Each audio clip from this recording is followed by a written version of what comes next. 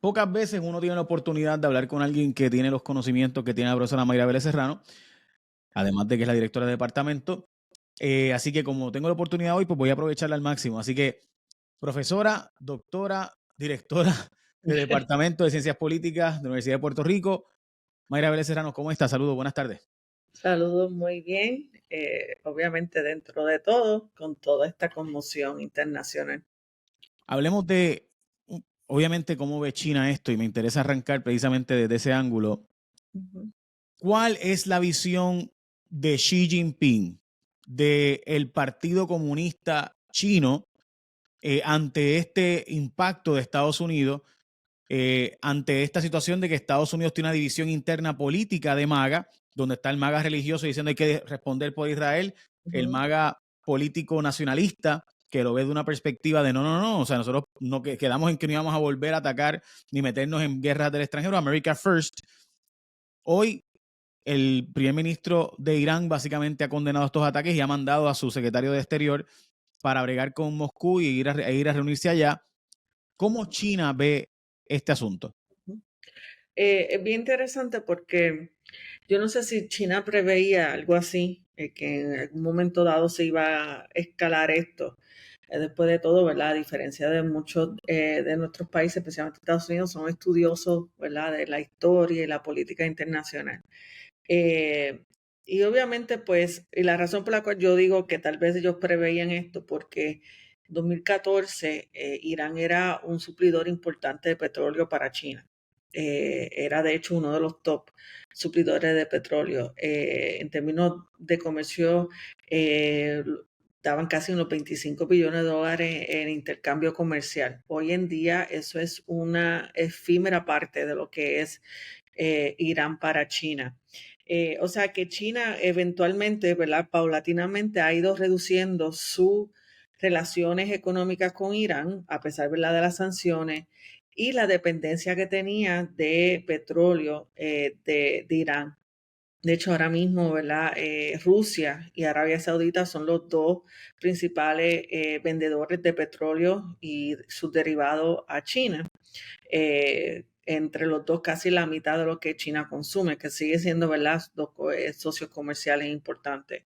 Así que China siempre ha tenido, ¿verdad?, esa visión de diversificar y tratar de alejarse de esas zonas que para ellos podrían llevar a incertidumbre, inestabilidad, y Irán pues es uno de ellos. Y China pues sabe muy bien, ¿verdad?, que Irán, a pesar de que es un país aislado, no tiene aliados naturales, un país shia mayormente, donde es rodeado de sunitas, es un país persa, no es un país árabe, un país que ha estado financiando grupos como Hamas, los Houthis, y ¿verdad? En confrontación constante contra Israel Estados Unidos. Así que para ellos pues no hacía mucho sentido, ¿verdad?, invertir mucho en ese país o depender mucho de la exportación de petróleo. Por eso que uno ve ahí esa relación que se ha fortalecido con Rusia y que se ha fortalecido también con Arabia Saudita. Así que, de hecho, luego de la invasión de Rusia a Ucrania en el 2022, Rusia y China afianzaron aún más esa relación, especialmente económica, en términos de la exportación de petróleo y gas natural. Así que yo lo que van a mantenerse ahora mismo, y eso ha sido, ¿verdad?, la costumbre de China, es vamos a buscar una solución diplomática. Lo hicieron cuando ocurrió la invasión de Rusia al resto del territorio en Ucrania, lo han hecho en múltiples otras ocasiones, y donde van fueron a la ONU primero y al Consejo de Seguridad a tratar de redactar, ¿verdad? Obviamente Estados Unidos tiene el poder del veto, para redactar una resolución para parar este conflicto. Así que, ¿verdad? Vamos a ver una diplomacia que es el estándar de que yo no me voy a intervenir aquí, yo no voy a financiar a nadie, yo no, ¿verdad? Esto no es lo como debemos hacer la, la, la diplomacia, ¿verdad? O las relaciones internacionales, pero va a continuar buscando, ¿verdad?, qué es lo mejor para ellos, qué es lo mejor para sus intereses económicos, Y seguimos, ¿verdad?, con la noción que decía Deng Xiaoping, que no importa si el gato es negro o blanco, si caza ratón es un buen gato. Así que seguimos, ¿verdad?, con esa noción de buscar una alternativa. Ahora, es bien importante notar, ¿verdad?, que una de las acciones principales que hizo Irán en hace unas horas atrás fue el control, ¿verdad?, el bloqueo del estrecho de Hormuz, que de ahí sale mucho del petróleo que llega a Asia.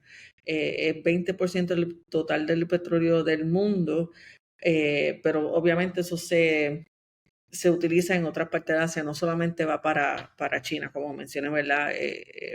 China ha diversificado bastante sus fuentes de petróleo.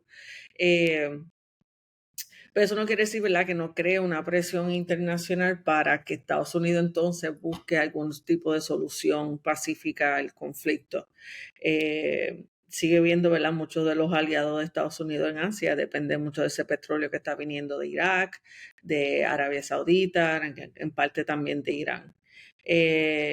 Así que vamos a ver qué pasa ahí, pero eso obviamente es una forma de presionar a los aliados eh, de China, ¿verdad? Y otros países del Asia de tratar de forzar la mano de Estados Unidos. Y recuerden, ¿verdad?, que Arabia Saudita es un aliado bien importante, con mucho dinero. Estados Unidos y Arabia Saudita tienen relaciones comerciales bien fuertes, pero también Trump y su familia tienen relaciones comerciales bien intrínsecas con Arabia Saudita. Así que también Profesora, hay... antes de seguir en esa línea, que me interesa y que quiero hablar de las relaciones personales, porque Trump es un diplomático de relaciones personales más que, ¿verdad? Sí. Esto es bien diferente a lo que hemos visto. O sea, Trump es más de las familias oligarcas que de los intereses del Estado.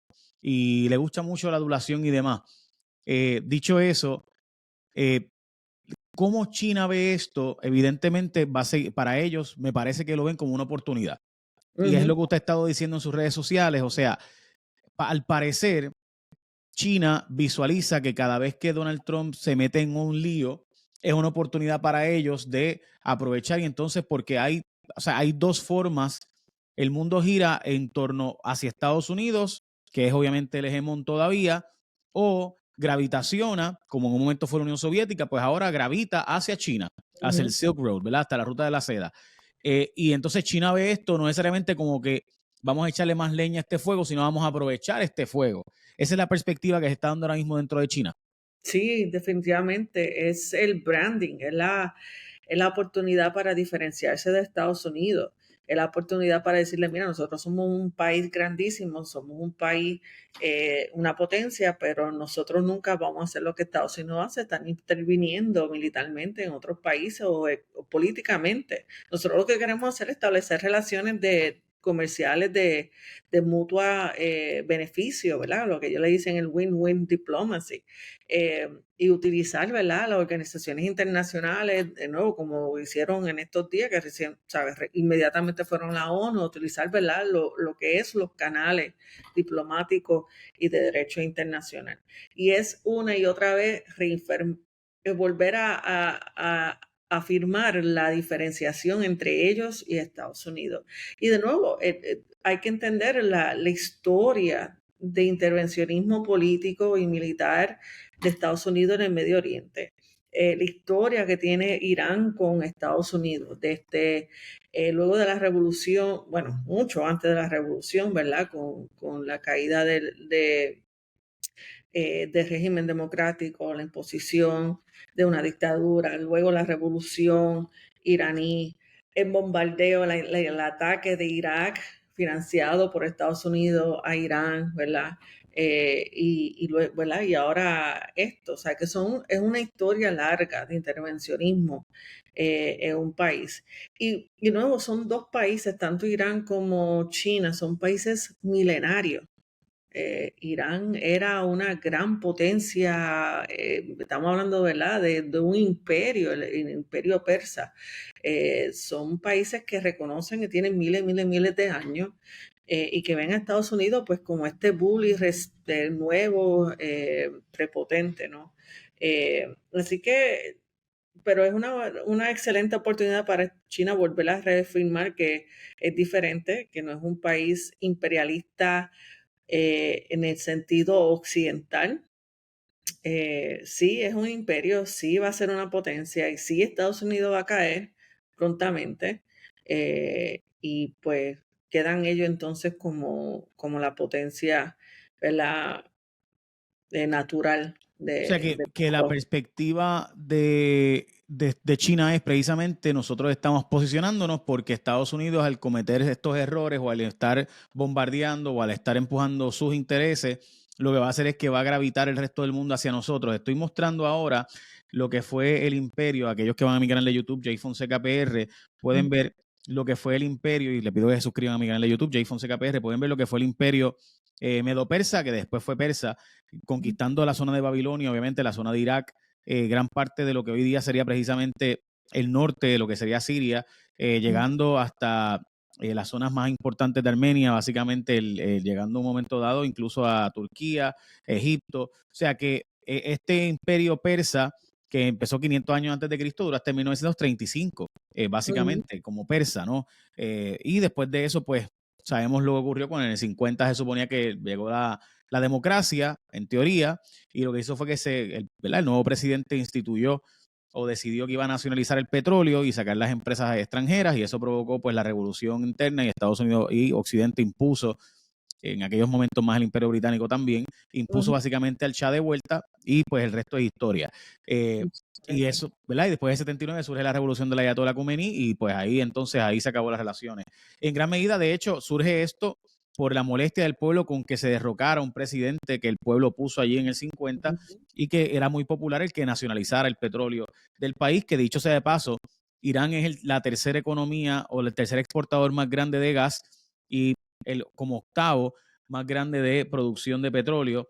O sea que es cierto, dicho eso, pues no se ha bloqueado el estrecho de Hormuz, y hoy el mercado de valores, debo decirle, profesora, me pareció interesante. Yo esperaba un movimiento más fuerte. Al parecer, el mercado de valores del mundo ha estado entendiendo, porque el precio del petróleo acaba de bajar $3. Así que después de haber subido 4%, se estabilizó en $71, básicamente, para, ¿verdad?, el WTI, lo cual nos hace pensar entonces que el mundo piensa que no va a ocurrir una escalada mayor de lo que está ocurriendo, en gran medida porque China y Rusia no han dado indicios de que van a meterse a este conflicto. Estoy de acuerdo. Y hay algo bien particular que hizo Trump. Y cuando el secretario de Defensas dio detalles ¿verdad? De lo que se hizo, fueron bien enfáticos de que solamente fueron estas tres cosas. No se atacó la milicia, ¿verdad? Estas facilidades, no se atacó la milicia, no se atacó a civiles. O sea que fue una respuesta bien, bien, bien limitada. Eso quiere decir que Estados Unidos no tiene intenciones de que esto escale, ¿verdad? Y que le da la puerta, le da lo que le dicen en las relaciones internacionales safe face, de que el régimen, ¿verdad?, de Irán pueda guardar cara ante su pueblo, porque no fue una retaliación, ¿verdad?, no fue una respuesta por parte de Estados Unidos de gran magnitud, ¿verdad?, que inevitablemente los llevara a una guerra. Puede, ¿verdad? Ahora mismo no se sabe cuán grande fue el impacto de estos bombardeos, no se sabe si realmente hubo daños significativos. Sabemos que hay muchas de las facilidades que están bajo tierra, no se sabe si las bombas que envió Estados Unidos, ¿verdad?, que lanzó los Estados Unidos, lograron penetrar la tierra y llegar a esas facilidades. Si fuera así, estuviéramos, ¿verdad?, presenciando un problema ambiental gigantesco, ¿verdad? Y no parece dar indicios sobre eso. O sea que parece que Estados Unidos fue más un fluffing, ¿verdad? Un proceso de como que demostrar fuerza, pero sin necesidad de crear o no con la intención de crear mucho daño para que evitar precisamente entonces escalar esa guerra. O sea que aquí Trump logró dos cosas. Logró mantener esa posición de hombre fuerte, que no se deja bullear por ningún estado, ¿verdad? Y a la misma vez hacerlo de manera que no escale una guerra, que eso es su base, ¿no? Que es una base su base electoral es el que no quiere y la guerra. Entonces puede haberse esa conversación de decir, mira, vamos a hacer esto bien limitado, no tenemos intención de comenzar una guerra, pero lo vamos a hacer porque hay que señalar algo. Y esos países hacen eso constantemente. Hace un año atrás, Israel había bombardeado y asesinado unos líderes en un consulado de Irán. Irán tuitea algo, lo dice y después envía unos misiles que no tenía intención de hacerle daño a Israel. O sea que son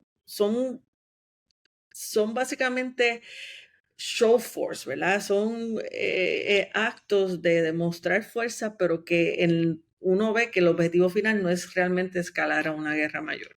Y yo creo que eso era lo que trató de hacer Trump. Ahora, navegar estos días es importante. Y como bien menciono, yo no veo que tampoco China y Rusia tengan el interés de meterse en este conflicto.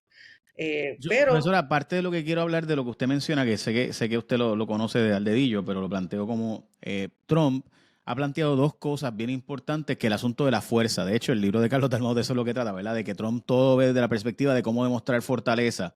ujú, Este evento importante que están viendo en pantalla los que me siguen en YouTube, Jay Fonseca PR de nuevo para los que se quieran suscribir, y les pido a todos que se suscriban, ¿no? Fue un evento bien importante, fue una misión de Jimmy Carter donde se intentó ir a rescatar a los diplomáticos de la Embajada de Estados Unidos que habían sido secuestrados por el ujú, Ayatollah cuando se hizo aquel famoso ataque de la revolución del Ayatollah Khomeini en Irán, en 1979. En el 80, Jimmy Carter autoriza que vaya una expedición del ejército a aterrizar en Irán e ir a rescatar a estos eh, diplomáticos, por no decir ujú, espías, por no decirle, ¿verdad? Porque había de todo allí, sí, de la embajada. Ese evento es un evento que marcó la historia de Estados Unidos porque fue un evento de mucha debilidad, porque Estados Unidos no hizo el cálculo correcto del asunto ambiental. De hecho, de ahí sale que ocurre el Joint of Forces y ocurre que se crea un nuevo aparato militar por este fracaso, porque parte de lo que ocurrió es que la milicia no estaba coordinando una con otra y envían diversos grupos de trabajo a hacer una operación ujú, llamada Eagle Claw, para ir a rescatar, ¿verdad? Claw como ujú, ¿cómo se llama Eagle en español? Águila. El águila va a rescatar, ¿verdad? Sacar a su gente. Lo ujú, cierto que lo que ocurrió fue un fracaso porque no contaron con una tormenta que ocurrió de arena. Así que, ¿verdad? Y eso que suena, ¿verdad? Para nosotros, pues, ajá, el ambiente es importante y tener una coordinación entre todas las agencias fue un fracaso. Murieron 5 miembros del ejército, 5 miembros de servicio militar y fue ujú, un fracaso. Y además de eso, luego hay que entender también, o sea, de nuevo, como usted menciona, Donald Trump todo lo ve desde la fuerza. Y ujú, si usted vio que Igor Claw fracasó y que también Bill Clinton en el 94 no estuvo dispuesto a bombardear a Corea del Norte cuando se le dijo, tienes la oportunidad de destruir la posibilidad de que Norcorea sea nuclear, no lo hizo, se puso a negociar y un par de años después tenía bombas nucleares Corea del Norte. Así que parte de ujú, lo que hizo Donald Trump es mostrar yo no estoy bloqueando, yo voy a actuar aquí. No necesariamente ujú. con la intención de escalar, es lo que usted está diciendo, ¿no? Sí, exacto, sí. Es show force. Y esto es, ¿verdad? En las relaciones internacionales, básicamente estamos constantemente en un proceso de deterrence, de disuadir al enemigo. Y cómo tú disuades eso, y Trump tiene razón, ¿verdad? Es desde el punto de la fuerza. El problema de la disuasión, y esto es lo que quiero mencionar, es que estamos diciendo, mira, tú no hagas eso porque si no, yo te voy a castigar o te voy a atacar. Y eso, pues, hay dos, ¿verdad? Dos posibles avenidas de reacción. Ok, pues me someto a lo que tú me pides y no trato de no, ¿verdad? Buscar eh, que tú me castigues o así, pues vamos para adelante. Y ese es el problema, porque cuando tú tratas de disuadir a una segunda parte mediante la amenaza del uso de la fuerza, tú tienes que estar preparado para la segunda opción, que la otra parte decida no hacer lo que tú quieras y entonces tú tienes que estar preparado entonces para utilizar la fuerza. Y ahí es que conflictos que son relativamente menores, que son tensiones, pueden escalar a conflictos mayores como la guerra. Y esto es, ¿verdad? Esto es una maniobra que está utilizando Trump bien fina, en la que sí quiere disuadir a Irán de continuar, ¿verdad?, con su programa nuclear, y volvamos a recalcar, todos los elementos de inteligencia en Estados Unidos y de hecho las organizaciones internacionales establecen que todavía Irán no tiene bombas nucleares. Esto es bien importante, porque, ¿verdad?, en la guerra de Irak fuimos bajo el pretexto de las bombas, ¿verdad?, de destrucción masiva, a pesar que en aquel momento había múltiples inspectores internacionales que decían, mire, nosotros no tenemos evidencia de esto existe. Estamos en la misma coyuntura ahora. Todos los inspectores internacionales, la Organización Internacional de Energía Atómica, la misma CIA, Tulsi, ¿verdad?, la directora de la Comunidad de Inteligencia de Estados Unidos estableció que no hay ahora mismo bombas, no hay armas nucleares y todavía ellos tienen la capacidad, pero están bien lejos, ¿verdad?, de poder enriquecer el uranio a una escala de tener bombas nucleares. Pero sí tienen uranio y sí tienen la tecnología, ¿verdad? Esas son dos cosas diferentes. Ahora, tenemos que entender que Irán va a buscar armas nucleares porque no puede confiar que Estados Unidos o Israel no los bombardee o no haya un cambio de régimen. Es un asunto de sobrevivencia para ellos, están rodeados de enemigos. O sea que la bomba nuclear Sí. es también para su defensa, es para una Nadie disuasión. se mete con Corea del Norte desde que tiene bombas nucleares. Eso es la verdad. Claro, ¿verdad? Claro, nadie se había metido con Ucrania hasta que dejaron, ¿verdad? Decidieron Entregar sus bombas rendir, nucleares. entregar sus bombas nucleares. Y esto es bien importante porque Mao Zedong decía, las bombas nucleares son tigres de papel. Tú no los puedes utilizar, pero asustan, ¿verdad? Entonces, Irán sabe que está rodeado de enemigos muy poderosos, enemigos nucleares, y tener unas armas nucleares son fundamentales para su sobrevivencia. O sea que tenemos que entender, ¿verdad?, cómo ellos ven el mundo, cuáles son sus vulnerabilidades, sus miedos, ¿verdad? Y qué es lo que están tratando de hacer. Tenemos que ver también cuáles son los hechos, ¿verdad? Para entender entonces qué va a pasar en los próximos meses, en los próximos años. Y sí, ¿verdad? Yo dudo que China entre, ¿verdad? Yo estoy segura que China no va a entrar en este conflicto, no ha entrado en los múltiples conflictos que se han armado. Sin embargo, no quiere decir que se va a mantener, ¿verdad?, sin presionar, porque sigue siendo parte de sus intereses de que haya estabilidad en esa región, especialmente por su vulnerabilidad en términos energéticos, que China, ¿verdad?, sigue siendo muy dependiente de la energía que importa. Así que vamos a ver qué pasa, ¿verdad? En los Ok, próximos meses.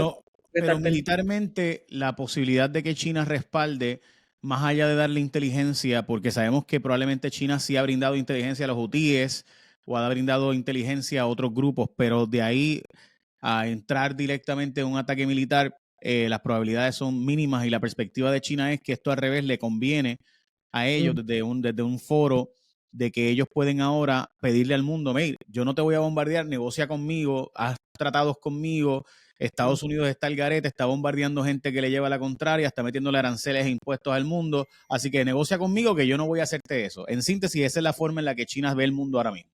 Precisamente, sí. Y verdad, no podemos decir que en un momento dado cambie, pero si vemos la historia y los discursos, pues podemos predecir, ¿verdad?, que se va a hacer su posicionamiento respecto a este conflicto. Ahora, mucha gente está hablando de la Tercera Guerra Mundial.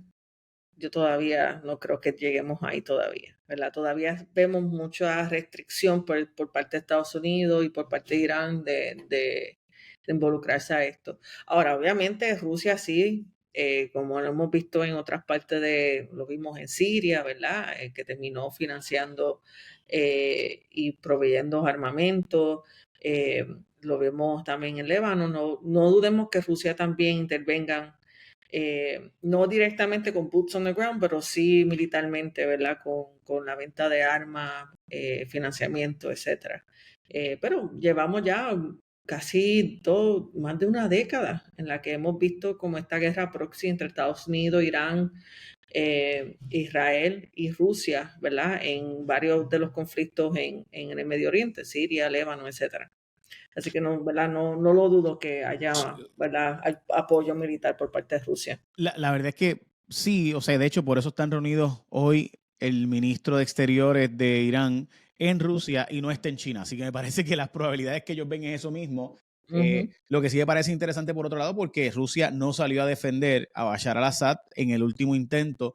Al revés, su ejército tuvo que casi abandonar las bases militares que tiene en la zona de Siria, que son bases importantes todavía y que tienen, obviamente, y que nadie se va a meter allí mientras sean de Rusia. Pero lo cierto es que parecería ser que la situación de Ucrania tiene bien, bien ocupado a Vladimir Putin, ¿no? Sí, sí, definitivamente. Yo creo que Putin pensaba que iba a dar algún tipo de conclusión, alivio a la entrada de Donald Trump, pero ha continuado, ¿verdad? Y obviamente estamos mirando mucho este contexto de lo que está pasando dentro de Estados Unidos con la enredada de las migraciones, y le hemos perdido, ¿verdad?, la atención, el foco, lo que está pasando en Ucrania, pero sigue la guerra, ¿verdad? Con la misma magnitud, con el bombardeo de edificios civiles. Ucrania también recientemente le hizo una estocada, pero bien perjudicial con la entrada de miles de drones atacando, ¿verdad?, la- muchas de las bases militares de Rusia. Así que vemos, ¿verdad?, que Rusia todavía está aquí en una posición de enfoco precisamente a Ucrania. Pero, ¿sabe? Si uno ve la cantidad de bases militares que hay en el Medio Oriente que son de Estados Unidos, tampoco conviene, ¿verdad?, meterse de lleno a Irán, porque es que Irán está casi rodeado de bases militares. Y le pido a los radioescuchas que miren, ¿verdad?, esas bases militares que están en el Medio Oriente, para que vean, ¿verdad?, el grado de vulnerabilidad y de hasta cierto punto de estar rodeado, ¿verdad?, asediado por Estados Unidos, que también, ¿verdad?, sería extremadamente costoso para Putin meterse de, de lleno a un conflicto defendiendo a Irán. Sí, o sea, la cantidad de bases, especialmente en la zona de Bahrein, que es una de las bases, o sea, las bases militares de Estados Unidos que están allí, de hecho, que están en alerta ahora mismo. Está una Ujú, base que es casi fronteriza ¿verdad? Que obviamente es la parte cercana de Irak, que sabemos que, ¿verdad?, tuvo una situación particular allí recientemente en el Harir Air Base, también el Al-Assad, que es otra base, también tienen ¿verdad?, unas municiones en la zona de Siria, en la zona de Kuwait, obviamente también está en la zona de Bahrein, que está la quinta flota, que es súper importante para Estados Unidos porque va a proteger el estrecho de Hormuz. De hecho, en gran medida por eso muchos creen que Irán no tendría posibilidades de invadir o de evitar o de cerrar el estrecho de Hormuz por mucho tiempo. Claro, tú puedes hundir unos barcos y con eso también puedes hacerlo, así que todo depende de dónde específicamente y qué tipo de elementos vayas a usar. Pero también en la base de Qatar, y todas estas bases de Bahrein, Qatar, son evidentemente, y de los Emiratos Árabes Unidos, junto con Kuwait, son precisamente la forma de Estados Unidos tratar de neutralizar a Irán desde hace muchísimo tiempo. sí. Y esta fue la forma que Estados Unidos preparó esto. Probablemente, profesor, es lo que usted está diciendo. O sea, Donald Trump quiso enviar un mensaje, de hecho, mostrando las imágenes de esta zona, y si vemos lo que pasó específicamente, y el Washington Post hoy tiene unas imágenes de satélite que yo creo que son bien importantes puntualizar.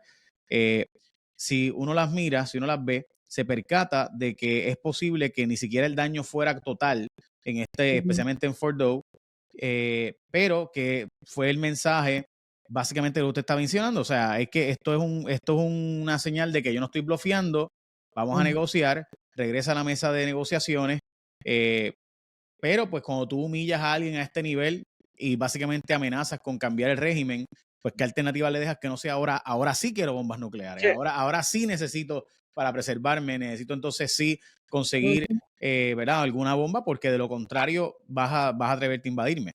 ujú, sí. ¿Verdad? Con todos los problemas que tuvo el acuerdo que estableció Obama ¿verdad?, con Irán, había una fortaleza bien importante. Primero, le permitía a ellos crecimiento económico, que de nuevo es un país con creo que casi 80 millones de personas, ¿verdad? un país relativamente pequeño en tamaño, ¿verdad? No estamos hablando de un país con grandes extensiones, que depende mayormente de la exportación de petróleo porque no es un país con una economía diversificada. Ese acuerdo con Obama le permitía, ¿verdad? Pues relajar las tensiones, eliminar muchas de las sanciones que tenían, lograr atraer unos activos que tenían, pero le permitía a la comunidad internacional realmente monitorear, ¿verdad? Y estar dentro de Irán, verificando su capacidad nuclear. Y la idea era pues que se mantuvieran generando electricidad nuclear, pero que no lograran tener la capacidad de crear una bomba. O sea, que tenía la facilidad de darle una recompensa si se portaban bien, pero también asegurarse de que se portaran bien, ¿verdad? Y cuando Donald Trump entró, inmediatamente, ¿verdad? Este acuerdo se firmó en 2016, Donald Trump ya en noviembre de 2017, ¿verdad? A meses de haber entrado, se quitó ¿verdad? Hizo nulo ese acuerdo. Entonces, y aquí hay que entender uno de los problemas grandes de Donald Trump, porque quiere posicionarse en una situación de negociar. Pero ¿cómo tú puedes negociar con alguien que tú no puedes confiar? ¿Verdad? Pues estamos hablando de, ok, ya teníamos un acuerdo firmado, ratificado, apoyado por la ONU, por múltiples países, en lo que todo el mundo está colaborando, la gente está monitoreando, tú te quitas unilateralmente sin ningún tipo de motivación de mi parte.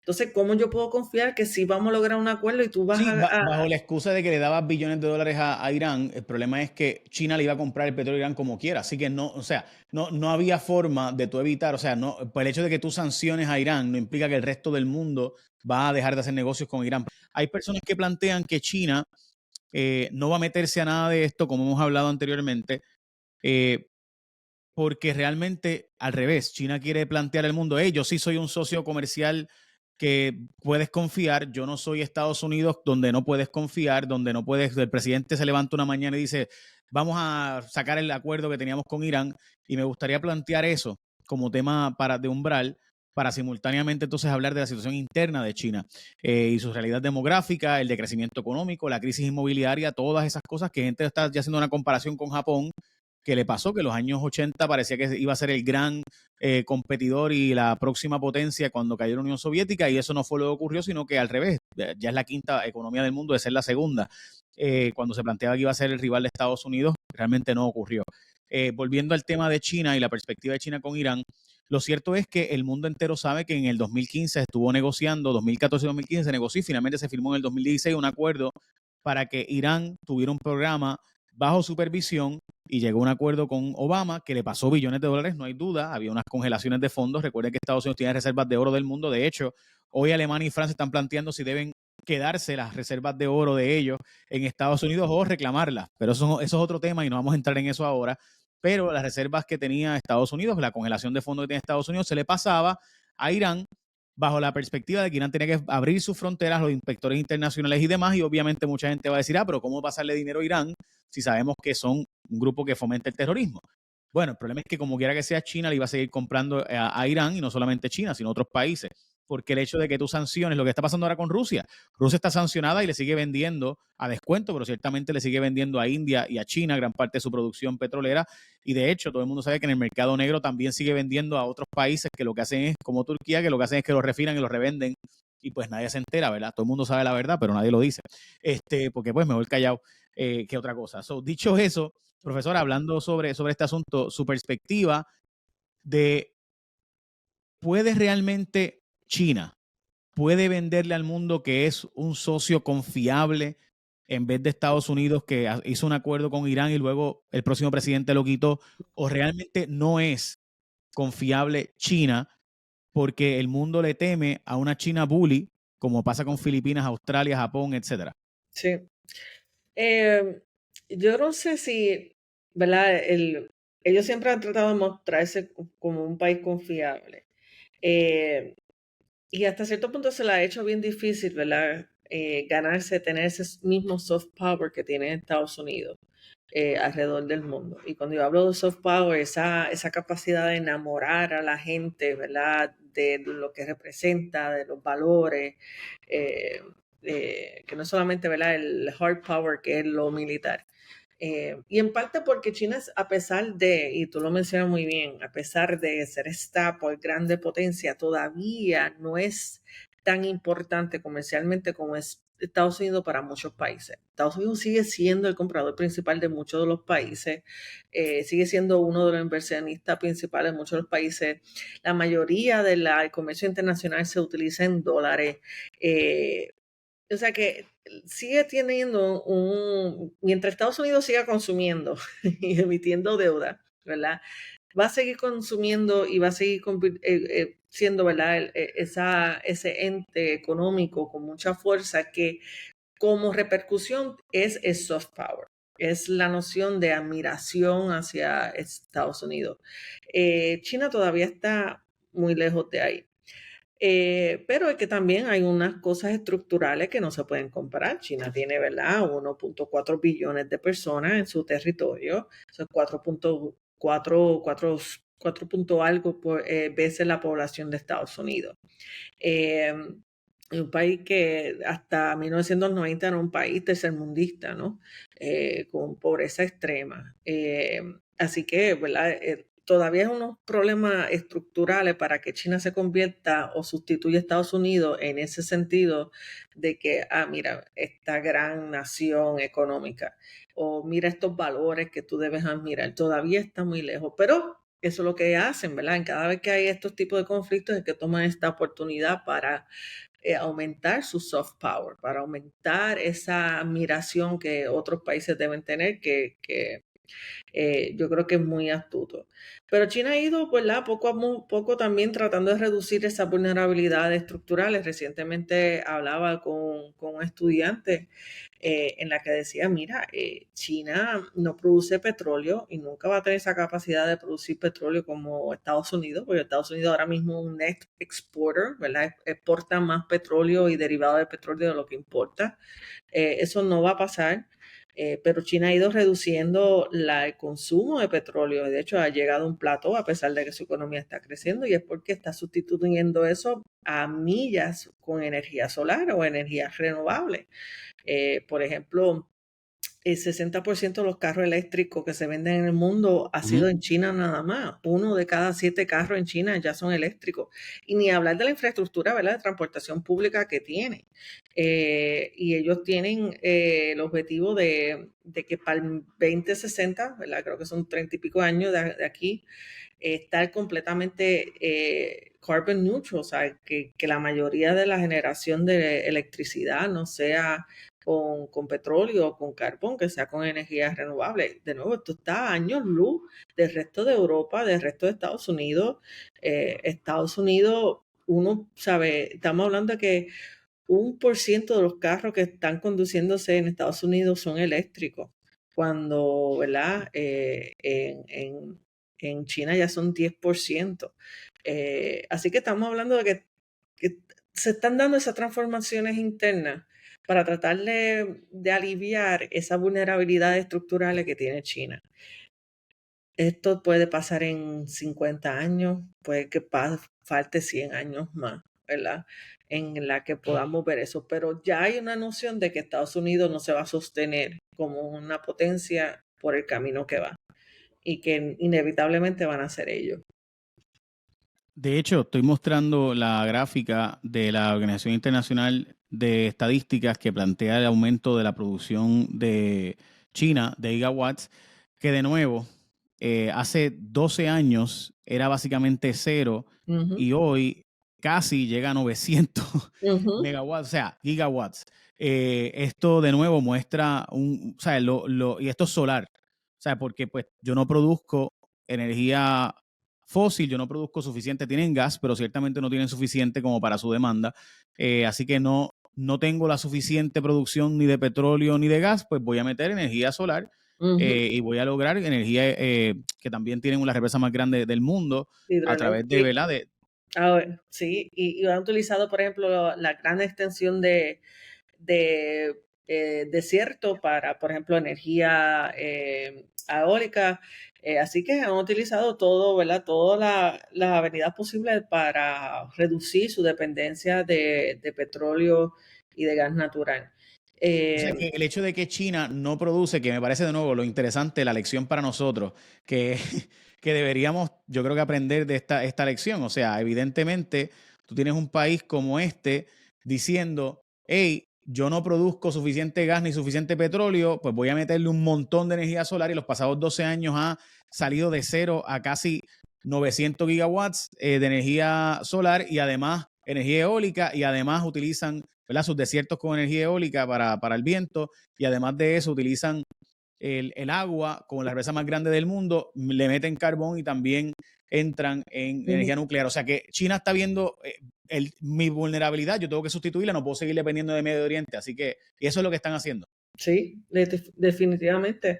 Y pensemos también que es un país no solamente de consumo, un país altamente industrializado. Mucha de esa energía es para su industria, para su manufacturera, que son, ¿verdad? Son intensivas en términos energéticos. Y también y otro punto importante, que mucho del petróleo que China importa ni siquiera es para el consumo y la producción de energía o el carro, es para producir plástico, para producir cosas. ¿Verdad? Que ni siquiera es para ese consumo, que es lo que realmente diferencia a Estados Unidos y China.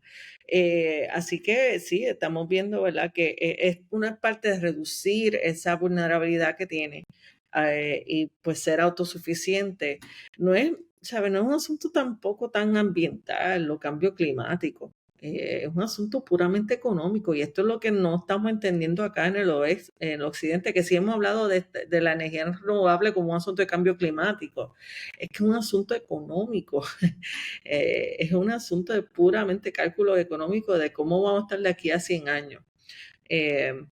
Así que, ¿verdad? Son lecciones que nosotros tenemos que aprender aquí en Puerto Rico también y a veces entender que muchas de estas discusiones ¿verdad? Se reducen a unos estribillos, ¿verdad?, ideológicos que no tienen mucha razón de ser. Sí, o sea, el asunto ambiental es bien importante, pero China está haciendo esa transición de no depender del gas y del petróleo, no solo por el asunto ambiental, sino también principalmente por el asunto económico, de no tener dependencia del resto del mundo, ¿verdad? Y eso, ahora, profesora, China tiene unas crisis internas que me gustaría tocar con usted y sé que con eso terminamos. De problemas inmobiliarios, de jóvenes desempleados. De hecho, el presidente recientemente ha estado hablando de creación de oficios.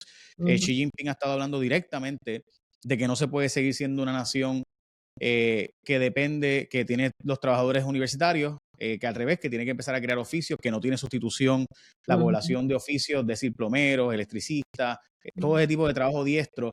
Esas crisis internas, ¿cuánto están afectando el crecimiento? ¿Será nuevamente China el próximo Japón?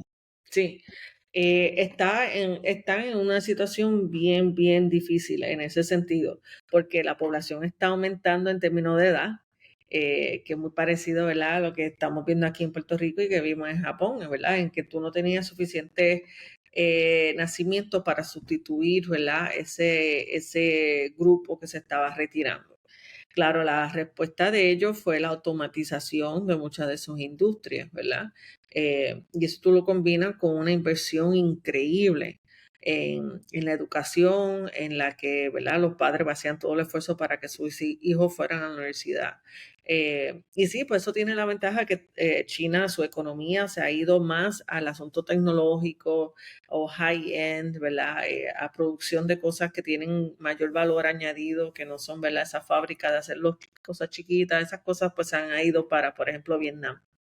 Pues entonces tú tienes esos desfases también porque inevitablemente va a tener desempleo o va a tener también una población que, o sea, en términos de la juventud son menos comparados con los que se están retirando y que entonces muchos de ellos ya están educados y que están buscando, ¿verdad?, ese tipo de trabajo que pagan mucho mejor, mejores condiciones de vida. Que aquello. Así que eso es bien difícil navegar y eso es el talón de Aquiles de todos los países que se están desarrollando. La mayoría de los países, como, como irónicamente, como combaten esos procesos demográficos y económicos es con la inmigración.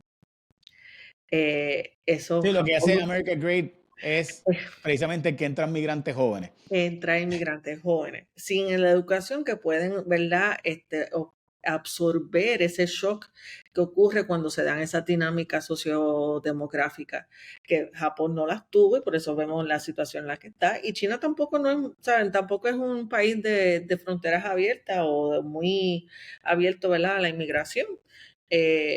Y si hay pues, inmigrantes, solamente son inmigrantes, pues son profesores, son, ¿verdad?, académicos, son ingenieros, son personas, ¿verdad?, con educación, no necesariamente es una persona para trabajar en una fábrica o para trabajar en la construcción. Sí, así que irónicamente, ¿verdad?, lo que ha mantenido Estados Unidos cuando se dio esa transición, ¿verdad?, el envejecimiento de la población, la educación de su población, fue que porque los inmigrantes mantuvieron a Estados Unidos a flote. Entonces, sí, yo tengo, o sea, tienes toda la razón sobre ese punto, ¿verdad? Esa conjuntura que está China, en la que la respuesta es la inmigración, pero yo dudo que eso ocurra. Lo sé, y ese es el problema, porque en el caso también de China, al ser un país comunista que honestamente reprime ¿verdad?, la libertad de expresión, evita la conversación, este video no se va a poder ver en China, o sea, esta conversación no saldría jamás allí, pues provoca que el resto del mundo diga, yo quiero ir para allá, y que también sabemos, ¿verdad?, que tiene actitudes esclavistas con ciertos grupos, que ha habido decisiones autoritarias de coger la gente con COVID y pues resuélvete ahí, y todas las otras, desaparecen los miembros de empresas, ¿verdad? De juntas de directores importantes de empresas, como le pasó a Jack Ma, que de repente, desapareció. O sea, pues eso hace que el mundo diga, yo no puedo mirar para allá. Uh-huh. De hecho, si eso cambiara, entonces estaríamos hablando de un país con un potencial, creo yo, de ser de verdad el que le pase a Estados Unidos como la primera potencia mundial, si no es que Estados Unidos se dilapida el mismo, ¿no? O sea, si Estados Unidos decide dilapidarse a sí mismo, pues son otros 20 pesos. Pero todo lo demás constante, el problema que va a tener China es demográfico, que no permite la entrada y que mucha gente no ve como opción para ir a vivir allí ante las circunstancias de, ¿verdad?, la falta de diversidad y simultáneamente el gobierno autoritario histórico que tiene, y que aparenta ser que al revés, que la entrada del comercio lo que hizo fue darle más recursos para poder reprimir a través de la tecnología. Sí, estoy de acuerdo. Y ese es el problema, ¿verdad?, de lo que hablábamos, de soft power. Entonces Estados Unidos tiene que mirar bien, ¿verdad?, de cuál era la fuente de ese soft power que tiene alrededor del mundo. Porque parece que también está pensando que la fuente de poder o de la supremacía de Estados Unidos era puramente militar. No, ¿verdad? Había unos elementos aquí, ¿verdad?, culturales, principios filosóficos, morales, que hacían que Estados Unidos fuera atractivo, ¿no? Y que fuera admirado.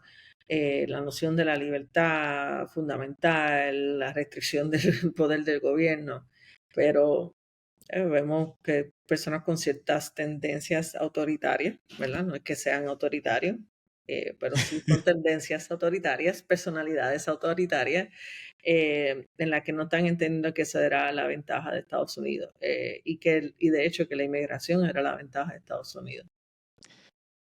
De acuerdo, totalmente. Profesora, como siempre, muchas gracias. Gracias por su tiempo y su disponibilidad, y aprecio que sacara este rato para hablar con nosotros, y sé que va a estar con nosotros en Cuarto Poder, así que lo aprecio mucho. Claro, un Muchas placer. gracias. La profesora Mayra Vélez Serrano, doctora. Si llegaste hasta aquí, tú eres parte de la resistencia. Ahora suscríbete. Casi 40 de cada 100 no se suscriben y piensan que están suscritos. Dale subscribe al canal y la campanita. Nos ayudas un montón cuando te suscribes, porque hace que el algoritmo empiece a enviarle a otras personas como tú. Suscríbete aquí en mi canal de YouTube, Jay Fonseca PR.